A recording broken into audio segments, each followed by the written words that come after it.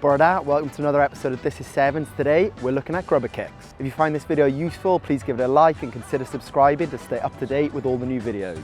Let's go.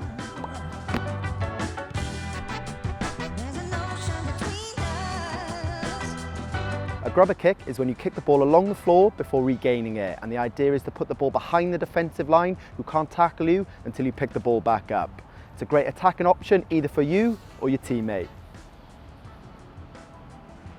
As with any skill, you can find what works for you, but I tend to think of grubber kicks in two ways. The first way is where you kick it end over end and hit the ball with the knuckle of your foot, and the second way, which is where it's a bit more of a side foot, similar to a football pass. Regardless of which way you do it, the technique and principles run true for both. If we want to kick straight on with the knuckle of our foot, we want to hold the ball parallel to the floor. The easiest way to hold the ball is on the side towards the back of the ball, so we can guide it easily to our foot. If we want to use the side foot method, then we want to hold the ball at an angle with our hand on the side of the ball. This gives us the easiest angle to contact the side of the ball with the inside of our foot and still make it spin end over end.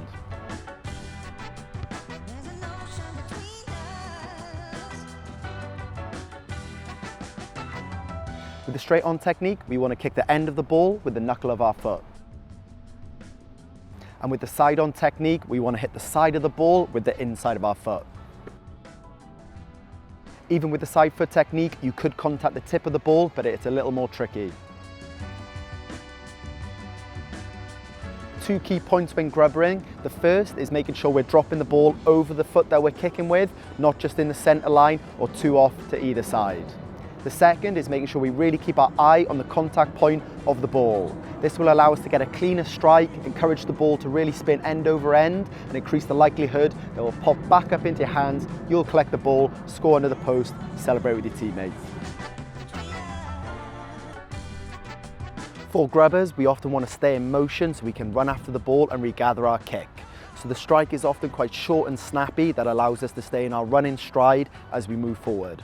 Most of the kicking action comes from our knee rather than a full leg swing from the hip joint, and practice kicking and landing on the same foot so you can continue running. Play around with the distance of kicking shorter and longer, and this will obviously be affected by how quickly you're running at the time.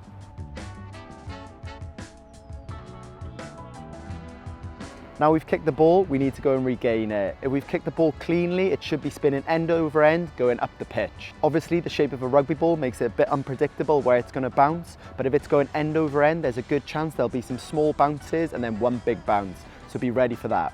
The two other possibilities is that you just don't get a good bounce to the ball and you have to try and pick it up from a much lower position. This can often throw off your running stride or lead to a knock-on.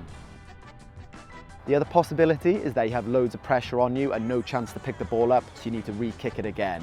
It's a really under-practiced skill, and how often do you see it in games that someone running at full speed hits the ball and it goes into row Z of the stand. Now you know the technique of a grubber kick, go out and practice it, but let me leave you with one more key element. The more you can disguise the grubber kick, the more effective it will be, as it gives the defenders less chance to react.